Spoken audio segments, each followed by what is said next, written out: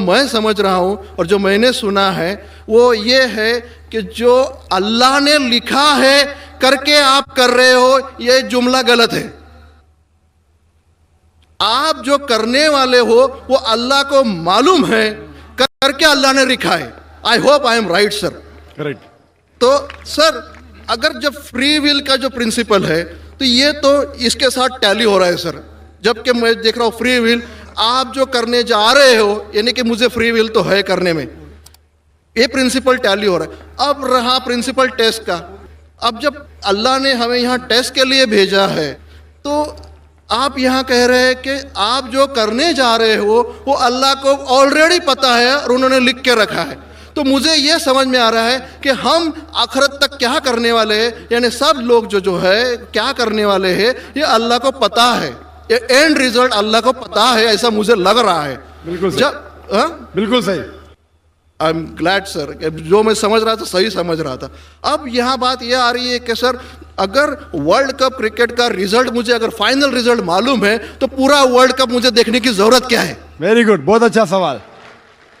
लगता है कि आप बहुत पीस टीवी देखते हैं। माशाल्लाह। काफी देखता हूँ सर। आपने जिस तरीके से तकदीर को शॉर्ट में कहा, यस सर, बहुत कम मुसलमान यहाँ कह पाएंगे। मुसलमान को भी ये प्रॉब्लम है तकदीर क्या है, मैच करने का कि फ्री विल एंड तकदीर बहुत कम मुसलमान कह सकते हैं। और आपने इतने बड़े मजमे में कहा, मैं आपको कांग्रेचुलेट करता हूं। Thank you sir. आपका आखिरी सवाल था कि अगर अल्लाह को पता है। Sir I have not yet finish my question sir, please जल्दी। हाँ जी हाँ जी हाँ जी सर, ये तो एक पार्ट था क्वेश्चन का। दूसरा पार्ट ये है कि अल्लाह को जब अगर मैं तो बनिया हूँ सर, मुझे मालूम पड़ा है कि इस्लाम एक्सेप्ट करके मुझे स्वर्ग मिलेगा या नर्क मिलेगा, कुछ न कुछ तो मिलना पक्का है। अब ये सब खेल में अल्लाह को क्या मिल रहा है ये मैं जानना चाहता हूँ सर। बहुत अच्छा सवाल। ये दूसरा सवाल है मेरा। और तीसरा, दोनों सवाल का जवाब दूंगा, तीसरा मत पूछिए सर। शॉर्ट है, शॉर्ट ये, नहीं तो लोग मुझे कहेंगे कि मैं ना इंसाफी। नहीं नहीं, इसी कनेक्टेड है सर, इसी से कनेक्टेड है। और सिर्फ आउट ऑफ क्यूरियोसिटी पूछ रहा हूँ, आप देना चाहे दे सकते, नहीं देना चाहे नहीं दे सकते। सर हमारा फैसला कैसा होने वाला है ये तो मुझे पता चल गया कि डूज और डोंट्स कुरान में लिखे, फॉलो करो, आपका फैसला हो जाएगा। लेकिन जो जानवर, एनिमल्स जो है, एलिफेंट्स, ये जो भी जानवर है, इनका फैसला अल्लाह कैसे करने वाले हैं ये मुझे जानने की क्यूरियोसिटी है। आप देना चाहे दे सकते हैं। तीनों जवाब दूंगा, मुख्तसर सा दूंगा। आपने बिल्कुल सही किया तकदीर के बारे में। आप पीस टीवी देख रहे हैं, वहां से मालूमात सही मिली। आपके जो 3 सवाल थे, पहला सवाल था अल्लाह जब जानता है ये सब होने वाला है तो ये खिलवाड़ क्यों होता है ना, कठपुतलियां। जब अल्लाह ताला सब जानते हैं तो हम लोग क्यों ये रचा रहे ड्रामा, डायरेक्ट क्यों ना मुझे जन्नत में डालता है, डायरेक्ट क्यों ना दोज़ख में डालता है। बहुत अच्छा सवाल। सबसे पहले ये सवाल कि अगर अल्लाह सुब्हाना व तआला आपको बोलेगा अच्छा ये आदमी अच्छे काम करने वाला है, इसको जन्नत में डाला, ये आदमी बुरे काम करने वाला है, दोज़ख में डाला, और डायरेक्ट अगर दुनिया में आने के बिना जन्नत में डालेगा, दोज़ख में डालेगा, जन्नत में वाला तो एतराज नहीं करेगा, दोज़ख में डाले वाला कहेगा आप मुझे दोज़ख में क्यों डाल रहे, मैंने क्या गुनाह किया। अल्लाह ताला कुरान में ये लिखा है आखिरत के दिन में आप अल्लाह से ये नहीं कहेंगे क्या वो नाइंसाफी कर रहे, आपके जिस्म आपके खिलाफ गवाही देंगे, आपके फेवर में गवाही देंगे, आपके आंख, आपके हाथ, आपके हर जिस्म के अंग अंग आपके फेवर और खिलाफ में गवाही देंगे। आपके आगे सब कुछ स्पष्ट रहेगा। तो आप अल्लाह से ये नहीं कहेंगे कि आप मुझे दोज़ख में क्यों डाल रहे, आप कहेंगे मुझे और एक मौका दो। अल्लाह कहेगा टेस्ट खत्म हो गया है। अगर डायरेक्ट आपको दोज़ख में डालेंगे तो आप कहेंगे अल्लाह ने, मिसाल के तौर पे अगर टीचर जानता है कि ये स्टूडेंट को फर्स्ट आने वाला है, ये स्टूडेंट फेल होने वाला है, अगर डायरेक्ट बोलेगा नो टेस्ट, आपको पास किया, आपको फेल किया, पास करने वाला इतराज नहीं करेगा, फेल करने वाला बोलेगा अरे आपने फेल क्यों किया मुझे, अरे आप तो बुद्धू है आपको, लेकिन फेल क्यों किया, इसलिए टेस्ट लेता है। अल्लाह ताला जानता है लेकिन आप उस पर एतराज नहीं किया आखिरत में, इसलिए टेस्ट ले रहा है। नंबर 2, अल्लाह को फायदा क्या है। अल्लाह को शैतान ने उसको चैलेंज किया था कि मैं तेरे बंदे को भड़काऊंगा, चैप्टर नंबर 7 में लिखा गया है। तो अल्लाह कहता है कि मेरे बंदे को तू भड़का सकेगा ही नहीं, जो मेरे बंदे ने उसको भड़काएगा। इब्लीस कहता है मेरे पनिशमेंट को डिले करो, गिव मी रिस्पाइट, अल्लाह डिले कर लेता है। अल्लाह क्यों कर रहा है? क्योंकि अल्लाह ताला के लिए इंसान सबसे बेहतरीन मखलूक है, बेस्ट क्रिएशन। बाकी creation don't have free will, इंसान को फ्री विल है, तो ये सबसे बेहतरीन क्रिएशन है। उनको खुशी हो रही कि बाकी जो लोग हैं, आपका तीसरा सवाल भी इसमें आता है, जो फरिश्ते उनको चॉइस नहीं, जो अल्लाह कहता है मानना ही पड़ता है। जानवर को फ्री विल नहीं है, जो अल्लाह ताला कहेगा जानवर करेगा, फ्री विल नहीं। इंसान एक ऐसी मखलूक है, ऐसा क्रिएशन है जिसके पास फ्री विल है, इसीलिए उसे खुशी होती है कि मैं फ्री विल देने के बाद ये इंसान मेरी इबादत कर रहा है। Answer number 2। आंसर नंबर 3, ये टेस्ट जानवरों के लिए नहीं है। जानवर के लिए टेस्ट नहीं, सिर्फ इंसान के लिए और जिन के लिए। जानवर अगर किसने भी कोई गलत किया, एक जानवर ने दूसरे जानवर के खिलाफ कुछ सिंग मारी, तो आखिरत के दिन पे उसका बदला लिया जाएगा और उनको खत्म किया जाएगा। इन लोग स्वर्ग और नरक में नहीं जाएंगे। इंसान सबसे बेहतरीन मखलूक है, सबसे अच्छा क्रिएशन है, सिर्फ वो जन्नत या दोज़ख में जाएंगे। और सवाल के पहले जो आपने पूछा था कि वो मुस्लिम ऑपरेटर पीस टीवी नहीं दिखा रहा है, हम क्या करें? आप बिल्कुल सही कह रहे हैं कि मुसलमान से ज्यादा गैर मुसलमान को फायदा हो रहा है, इसलिए वो मुसलमान टेलीविजन नहीं दिखा रहा है। और मैं कहता हूं ना, कुछ लोग नाम के मुसलमान रहते, पैसे के रहते, वो बाकी चैनल शायद उन्हें पैसा देते, हम किसको पैसा देते नहीं। हम ना पैसे से किसी को खरीदते, ना किसी को इस्लाम फैलाते, ना चैनल को पैसा देते। गॉड टीवी जो क्रिश्चियन चैनल है, इंडिया में हर साल 28 करोड़ रुपीस है, 28 करोड़ सिर्फ केबल ऑपरेटर्स को पैसा देती है।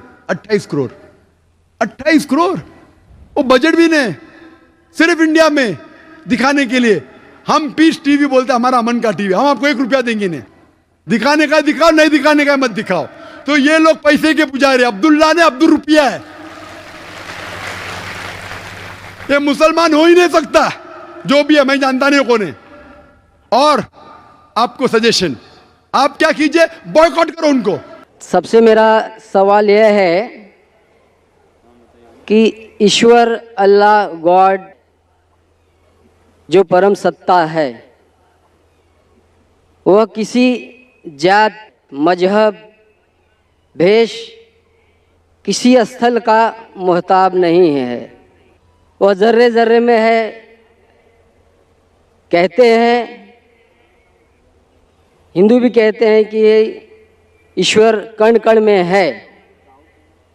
मेरी उम्र वैसे तो अभी 49 की है, लेकिन मैं एक स्कूल में अब दाखला लिया हूँ, जिसमें अब मैं बड़ा शिशु का ग्रहण कर रहा हूँ, अभी बड़ा शिशु में हूँ। तो वहाँ पर इस खुदा का जिक्र भी किया गया और उसका दर्शन भी कराया गया। कहते हैं कि सही मुसलमान वही है जो इस मुसल्लम को जाना है, देखा है, जो यहाँ नहीं सर्वत्र है।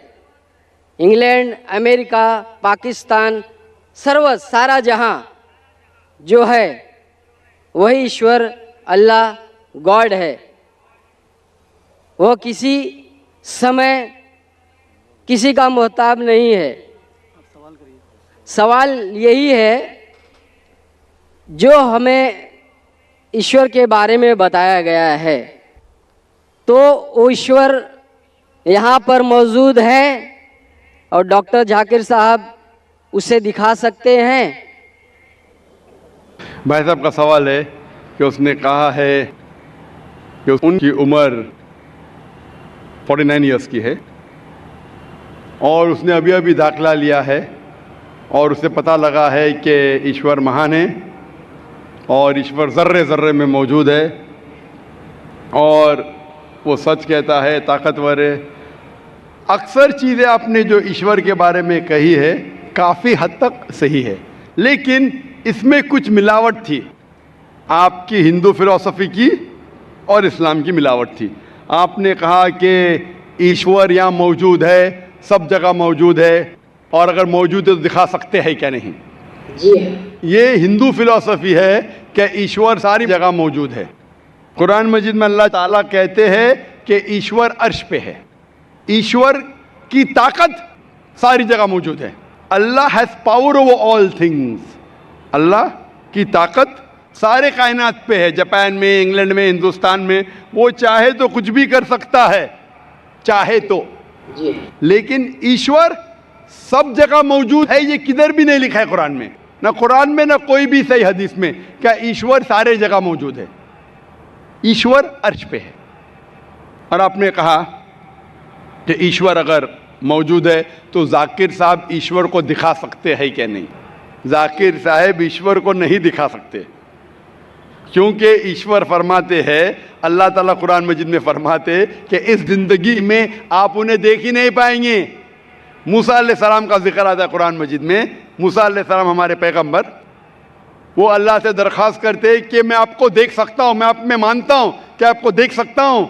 तो अल्लाह ताला फरमाते कि उस पहाड़ को देखो, उस पहाड़ को एक झलक दिखाऊंगा, आप पहाड़ को देखो क्या होता है।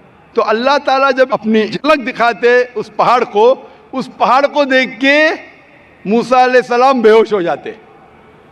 पहाड़ को देख के, ईश्वर को देख के। ईश्वर को तो कोई देख ही नहीं सकता है। ईश्वर को हम अगली ज़िंदगी में अगर इस इम्तिहान में सफलता पाएंगे, कामयाब होंगे, जब जन्नत में जाएंगे तो इंशाअल्लाह हदीस में आता है कि हम अल्लाह का वजह देखना चाहेंगे, उसका चेहरा देखना चाहिए। इस दुनिया में नहीं देख सकते, देख ही नहीं सकते, मुमकिन ही नहीं है। हमारे पैगंबर मूसा अलैहिस्सलाम भी नहीं देख सकते थे। तो आप अगर पूछेंगे कि अल्लाह मौजूद है तो दिखाओ। और एक चीज़, मौजूद होने के लिए दिखना ज़रूरी नहीं है। मिसाल के तौर पे ये हवा मौजूद है, हमें दिख रही नहीं। क्योंकि हवा नहीं दिखती उसका मतलब नहीं कि हवा नहीं है। हवा अगर नहीं दिखती उसका मतलब नहीं कि हवा मौजूद नहीं है। देखना ज़रूरी नहीं मानने के लिए कि वो चीज़ मौजूद है कि नहीं। इसी तरीके से हम इंसान खुदा को देख नहीं सकते इस ज़िंदगी में। आखिरत में इंशाअल्लाह हम अगर सफलता पाएंगे और जन्नत में जाएंगे तो देख पाएंगे। आपने बोला है कि जो इस्लाम कबूल करता है उसके हजारों गुनाह माफ़ हो जाता है, मगर मेरे हिसाब से सबका मालिक एक है। और एक मालिक होते हुए किसको ये नज़र से देखता है और किसको वो नज़र से देखता है। हिंदुओं को माफ़ नहीं करेगा और जो इस्लाम धर्म स्वीकार करता है उसको माफ़ कर देगा। ये कौन सा ऊपर वाले का कानून है जो मेरी समझ में नहीं आ रहा है। बहुत अच्छा सवाल, बहुत अच्छा सवाल। मालिक एक तो सारे इंसानों के लिए अदल भी एक होता है। बहुत अच्छा सवाल, बहुत अहम सवाल। भाई का सवाल है कि ये किधर का मुसलमानों को माफ़ करता है, हिंदू को नहीं माफ़ करता है। मैंने आपसे कहा कि जो इंसान नाम का मुसलमान है, उसका नाम मोहम्मद अब्दुल्ला जाकिर है, तो वो काफ़ी नहीं जन्नत में जाने के लिए। मुस्लिम का मतलब वो इंसान जो अमन हासिल करता है अपनी ख्वाहिश, अपनी मर्जी से खुदा के अहकामात पे अमल करने के बाद। यानी जो इंसान अपने मालिक के अहकामात पे अमल करता है वो सच्चा इंसान है। वो नाम का क्या है उसका मैं कोई लेना देना नहीं। यहाँ मैं कह रहा हूँ कि जो इंसान अल्लाह के अलावा किसी के साथ शिर्क कर रहा था, आज शिर्क करना छोड़ दिया, आज उसके गुनाह माफ़ होंगे। चाहे कोई भी हो, आप भी अगर कहते कि मैं शिर्क करना छोड़ दूंगा, अल्लाह के अलावा किसी और की इबादत नहीं करूंगा जो हिंदू मज़हब की किताब में लिखा है, और मैं मानूंगा आखिरी पैगंबर मोहम्मद सल्लल्लाहु अलैहि वसल्लम में, चाहे आप ईसाई है, चाहे आप हिंदू है, चाहे आप यहूदी है, आज आप अगर अपने मालिक का कहना मानेंगे तो आपका मालिक आपको माफ़ करेगा। लेकिन अगर आप कहेंगे मेरा मालिक एक, लेकिन मालिक का कहना नहीं मानेंगे तो मालिक कैसा माफ़ करेगा। मिसाल के तौर पे एक एग्जामिनेशन होता है, टीचर सारे तालिबे इल्म के लिए बराबर है। टीचर एक साल के लिए सारे तालिबे इल्म, सारे स्टूडेंट्स को सिखाता है, बराबर। लेकिन एग्जामिनेशन में जो टीचर पूरे साल भर सिखाता है, जो तालिबे इल्म वो टीचर के सिखाए मुताबिक एग्जामिनेशन पेपर में लिखता है, वो पास हो जाएगा। जो तालिबे इल्म टीचर जो सिखाता है उसके खिलाफ काम करता है तो टीचर क्या उसको पास करेगा? चाहे वो हिंदू, मुस्लिम हो, ईसाई हो, जो टीचर सिखाता है उसके ऊपर वो तालिबे इल्म उसके मुताबिक इम्तिहान देता है, वो पास होगा। आपका मालिक, हमारा मालिक एक है, सारी किताबों में लिखा है, हिंदू मजहब की किताब में, यहूद मजहब की किताब में, ईसाई मजहब की किताब में, इस्लाम मजहब की किताब में, सिख मजहब की किताब में कि मालिक एक है। मालिक के अलावा किसी की इबादत नहीं करना चाहिए, खुदा के अलावा किसी की इबादत नहीं करना चाहिए। कल मैंने फरमाया था कि उस खुदा की कोई प्रतिमा नहीं, कोई अक्स नहीं, कोई फोटोग्राफ नहीं, कोई पिक्चर नहीं, कोई बुत नहीं, कोई मूर्ति नहीं। फिर अगर आप मूर्ति देंगे तो आप मालिक का कहना नहीं मान रहे। तो अगर आप मालिक का कहना मानेंगे, आपका नाम कुछ भी हो, मोहन हो, कुछ भी हो, शंकर हो या अब्दुल्ला हो, अगर आप मालिक का कहना मानेंगे तो आप सचमुच उस मालिक के बंदे हैं। अगर आप मालिक का कहना मानेंगे तो आपके गुनाह माफ हो जाएंगे। तो ये अरबी में कह रहा हूं कि मुस्लिम तो लोग को ये लफ्ज से नफरत है। अगर नफरत है तो मैं मुस्लिम लफ्ज को निकालता हूं। मैं ये कहता हूं जो भी इंसान अपने मालिक का कहना मानता है उसे अरबी में कहते हैं मुस्लिम। लेकिन आपको मुस्लिम शब्द से नफरत है, मुस्लिम शब्द को निकाल दो। मैं ये कहूँगा जो खुदा के अहकामात पे अमल करता है, खुदा के कलमात पे अमल करता है, ये मानता है कि खुदा एक है, उसके अलावा किसी की पूजा नहीं करना चाहिए, वो इंसान के गुनाह वो मालिक माफ करेगा। आप अगर मानेंगे खुदा एक है, आप मानते खुदा एक है, आप मानते खुदा के अलावा किसी और को पूजना नहीं चाहिए, मानते? हाँ क्या नहीं मानते? आप मानते बुत परस्ती गलत है, आप मानते कि मूर्ति पूजा गलत है, आप मानते कि आखिरी पैगंबर मोहम्मद सल्लल्लाहु अलैहि वसल्लम है? नहीं मानते। बोलते हैं जैसे शिव शंकर को पैगंबर बोलते हैं, जैसे साईं बाबा को ये सब जो पैगंबर हो गए, ये हर फरिश्ते ऐसे ऐसे आते गए। आपने मेरी 15 तारीख की तकरीर सुनी? मैंने नहीं सुना। मोहम्मद सल्लल्लाहु अलैहि वसल्लम का जिक्र मुख्तलिफ मजहबी किताबों में, आप कैसेट लीजिए, मेरी तकरीर है मोहम्मद सल्लल्लाहु अलैहि वसल्लम का जिक्र मुख्तलिफ मजहबी किताबों में। इसमें मैंने साबित किया हूं कि मजहबी किताब बदलने के बावजूद सब मजहबी किताब में लिखा है कि आखिरी पैगंबर आने वाले हैं। उस आखिरी पैगंबर का नाम है मोहम्मद सल्लल्लाहु अलैहि वसल्लम। आप हिंदू मजहब से ताल्लुक रखते? हिंदू मजहब की किताब में लिखा है, भविष्य पुराना पर्व 3 खंड 3 अध्याय 3 श्लोका 5 से 8 में लिखा है भविष्यवाणी मोहम्मद सल्लल्लाहु अलैहि वसल्लम की। आप पढ़ेंगे भविष्य पुराना पर्व 3 खंड 3 अध्याय 3 श्लोका 10 से 27 में मोहम्मद सल्लल्लाहु अलैहि वसल्लम का जिक्र है। आप कुंटब सुक्ता पढ़िए, अथर्वा वेद में लिखा है, किताब number 20 him number 127 shloka number 1 से 14 में लिखा है मोहम्मद सल्लल्लाहु अलैहि वसल्लम के बारे में। आप पढ़िए अथर्वा वेद किताब नंबर 20 अध्याय नंबर 21 श्लोका नंबर 6 और 7 में मोहम्मद सल्लल्लाहु अलैहि वसल्लम का जिक्र है। मोहम्मद सल्लल्लाहु अलैहि वसल्लम का जिक्र है साम वेद में अहमद जैसा, साम वेद उत्तर चिक मंत्रा नंबर 1500 लिखा है। यजुर्वेद में अध्याय नंबर 31 श्लोका नंबर 18 में। आप पढ़ेंगे ऋग्वेद किताब नंबर 8 अध्याय नंबर 6 वर्ष नंबर 10 में।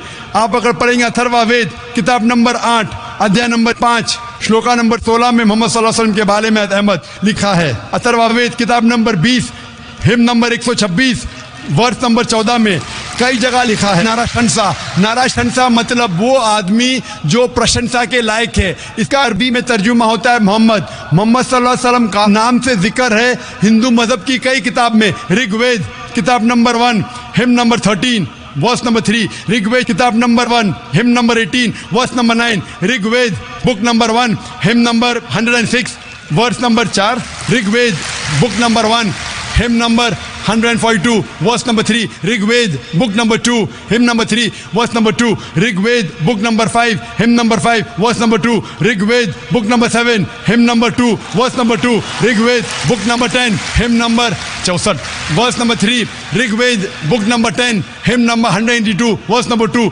Yajurveda chapter number 20 verse number 55, Yajurveda chapter number 20 verse 37, Yajurveda chapter number 20 verse 57, Yajurveda chapter 21 verse number 31। मैं सिर्फ हवाले दे सकता हूं आपकी किताबों में से सिर्फ घंटों तक जिसमें लिखा है मोहम्मद सल्लल्लाहु अलैहि वसल्लम आखिरी पैगंबर है। आज जो इस्लाम कबूल कर रहे हैं उनको ये समझाओ कि इस्लाम धर्म क्या है। उनको वो समझ में, मेरे भी समझ में नहीं आ रहा था इस्लाम बोलते किसको है। आपने कहा कि जो लोग इस्लाम कबूल कर रहे हो उन्हें समझाओ इस्लाम धर्म क्या है। आप नहीं समझे, वो लोग समझे इसलिए तो इस्लाम कबूल किए। आप भी समझेंगे तो आप भी कबूल करेंगे। ये 10 रोज़ा कॉन्फ्रेंस जो था, हमारा मकसद था बताने के लिए सारे इंसानों को इस्लाम क्या है। ये मीडिया जो इस्लाम को पेश कर रही है, ये तोड़ मड़ोड़ के पेश कर रही है। हमारा मकसद ही था बताने के लिए सारे इंसानों को इस्लाम क्या है। अगर आप इस्लाम को नहीं अब तक जाने तो बेशक कबूल मत करो। जब भी पहचान लेंगे इस्लाम को तो इंशाअल्लाह आप भी शहादत देंगे। मेरी दुआ है अल्लाह सुब्हानहू व तआला से, उस मालिक से, कि आपको हिदायत दे कि आप ये माने कि अल्लाह एक है, अल्लाह के अलावा कोई माबूद नहीं और मोहम्मद सल्लल्लाहु अलैहि वसल्लम आखिरी पैगम्बर है। मैं कहूँगा वॉलंटियर से कि आपको मेरी DVD दे, मोहम्मद सल्लल्लाहु अलैहि वसल्लम का जिक्र मुख्तलिफ मजहबी किताबों में, उसमें सारे हवाले हैं। और एक खुसूसन तकरीर है मोहम्मद सल्लल्लाहु अलैहि वसल्लम का जिक्र हिंदू मजहबी किताब में, सिर्फ हिंदू मजहब में। आप उसको देखो और इंशाअल्लाह आप इस बात को तस्लीम करेंगे, आज नहीं तो कल, कि अल्लाह एक है, उसके अलावा कोई माबूद नहीं और मोहम्मद सल्लल्लाहु अलैहि वसल्लम आखिरी पैगम्बर है। Hope that answers the question. भाई साहब ने कहा कि मेरा मुस्लिम दोस्त चाह रहा था सवाल पूछने के लिए, उसे इजाज़त नहीं दी जा रही थी। जैसा कल कह रहा था एक भाई साहब, भाई हमको ब्रेन हैमरेज हो रहा है, मुसलमान को पूछने नहीं दे रहे, हम मेहमान की खातिर करते करते मुझे ब्रेन हैमरेज हो जाएगा। तो ये भाई साहब ने हिंदू को पूछा। मैं आपसे पूछना चाहता हूँ, राइट, आप प्रोफेसर है? या आपने कहा कि आपने मेरी तकरीर सुनी, या हाँ, मैं पूछना चाहता हूँ कि आप मानते खुदा एक है? देखिए, मैं सभी रिलीजन को मानता हूँ, इवन दैट आई एम इन जैन, तो मैं वो भी मानता हूँ, लाइक ईसाइयों को भी मानता हूँ, मुस्लिम्स को भी मानता हूँ, सभी को मानता हूँ। ऐसा कोई नहीं है, because people like one, God is one, right, everything is one, thing is thinking. If you think like in a right way, everything is good. So it is not like that you respect this religion, you respect that religion. Every religion is good. भाई साहब ने कहा कि वो सब धर्म में मानते हैं, सब धर्म को रिस्पेक्ट करना चाहिए, सब धर्म सही है। सब धर्म को रिस्पेक्ट करना मैं भी मानता हूँ, कुरान मजीद में भी लिखा है, सूरह अनाम में सूरह नंबर 6 आयत नंबर 108 में। रिस्पेक्ट करना अलग होता है, मानना अलग होता है। मिसाल के तौर पे मेरे प्रोफेसर कोई गलती करता है तो भी मैं रिस्पेक्ट करता हूँ, लेकिन ये नहीं कि उसे मानना चाहिए। That's why my profession is professor. So I cannot deal with the outer public. I teach my students and I like to involve in my books and my research. That's it. माशाल्लाह आपने, लेकिन मेरा formula क्या है? Right. मेरा formula ये, जो मैंने आयत शुरू की शुरुआत में, इस सवाल जवाब के शुरुआत में मैंने कुरान मजीद की एक आयत पढ़ी, सूरह इमरान की सूरह नंबर 3 आयत नंबर 64, जिसमें अल्लाह ताला फरमाते तालव इला कलिमतिन सवाइन बैना बैनकुम, आओ उस बात की तरफ जो आप और हम में यकसा है। सबसे पहली बात, अल्लाह नाबुद इल्लल्लाह, कि हम सिर्फ एक खुदा की इबादत करें। वला नुश्रिका बिही शैय्यन, हम आपस में किसी को शरीक ना करें। वला नुश्रिका बिही शैय्यन वला यत्तखिज़ बादुना बादन अरबाब मिन दुनिल्लाह, और हम आपस में किसी को रब ना बनाएं।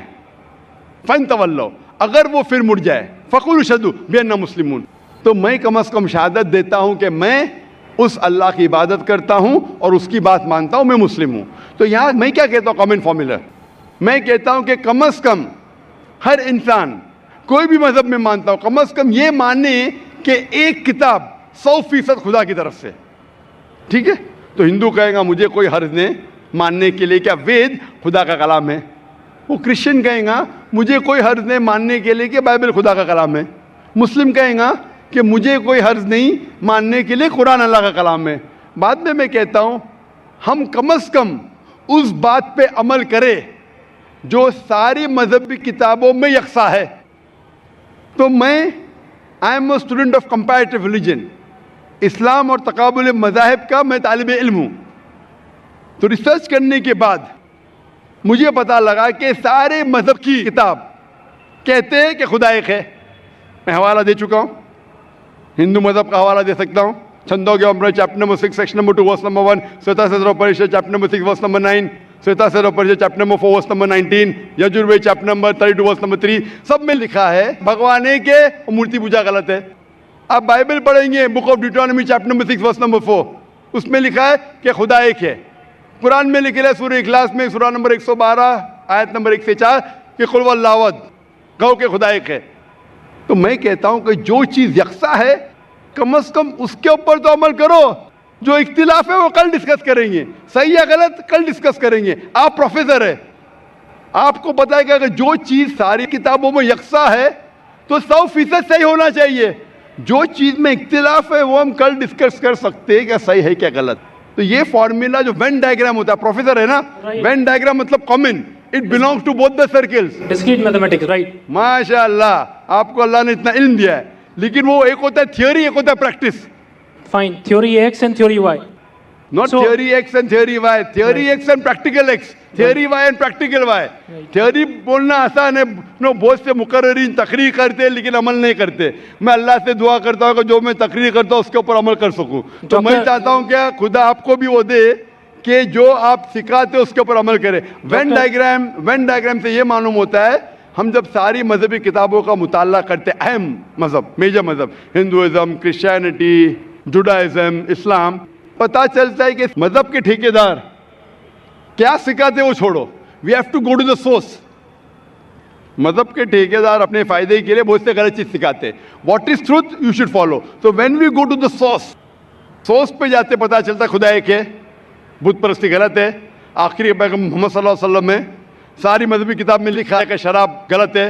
हिंदुइज्म में, क्रिश्चियनिटी में, जुडाइज्म में, इस्लाम में, सारी मजहबी किताब में लिखा है। वो हराम में हिंदू मजहबी किताब में लिखा है, बाइबल में लिखा है, कुरान में लिखा है। तो क्यों ना हम कम से कम जो चीज यकसा है उसके ऊपर अमल करें, जो चीज इख्तिलाफ है वो कल डिस्कस करेंगे। तो मैं आपसे पूछना चाहता हूँ, वेन डायग्राम आप प्रोफेसर है, आपको मानना चाहिए जब बोलते ऑल रिलीजन की रिस्पेक्ट करते हैं आप, तो ऑल रिलीजन जो कहता है उसके ऊपर अमल करते हैं क्या नहीं। मैं पूछना चाहता हूँ कि आप मानते हैं कि खुदा एक है। देखिए, मैं बोल चुका हूँ, सब चीज़ें मानता हूँ, लेकिन पहले चीज़ मैं 5 चीज़ें आपको बताता हूँ जो मेन है लाइफ में।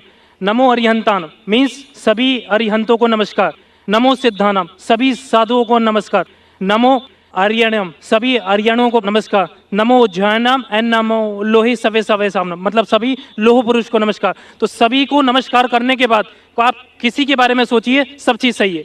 Because you respect everything. भाई साहब आपने कहा नमस्कार नमस्कार नमस्कार नमस्कार। आप नमस्कार का मतलब जानते हैं? राइट। क्या मतलब है नमस्कार का? नमस्कार का मतलब आपकी moral values, you give the respect. Give me the exact literal meaning. What is the meaning of नमस्कार? उसका रूट वर्ड क्या है? आप बात कर रहे संस्कृत, मैं आपसे पूछता हूं इसका मतलब क्या? आपको नहीं पता तो मैं बताऊंगा। नमस्कार का मतलब क्या है? What is the literal meaning of the word नमस्कार? आप कह रहे हैं, आप प्रोफेसर है, मैं तालिब इल्म हूं। राइट। मैं अपने आप को स्टूडेंट कहता हूं। स्टूडेंट प्रोफेसर से पूछ रहा है, आपने नमस्कार का लफ्ज इस्तेमाल किया, नमस्कार नमस्कार नमस्कार नमस्कार। मैं तालिब इल्म हूं, आपसे पूछता हूं नमस्कार की मानी क्या है? आर्यन से नमस्कार, साधु संत से नमस्कार, नमस्कार की मानी क्या है? कभी कभी होता है कि स्टूडेंट ज़रा प्रोफेसर से ऊंचा हो जाता है, नहीं पता तो मैं आपको जवाब दे सकता हूं। बताइए। नमस्कार आता है लफ्ज इदम नममे से, संस्कृत लफ्ज है इदम नममे से, मतलब मैं आपके सामने झुकता हूं, उसका मतलब मैं आपकी इबादत करता हूं। इसीलिए अगर कोई मुझे नमस्कार कहता है तो मैं उसको वापस नमस्कार नहीं बोलता हूं, मैं इबादत करता हूं सिर्फ एक खुदा की।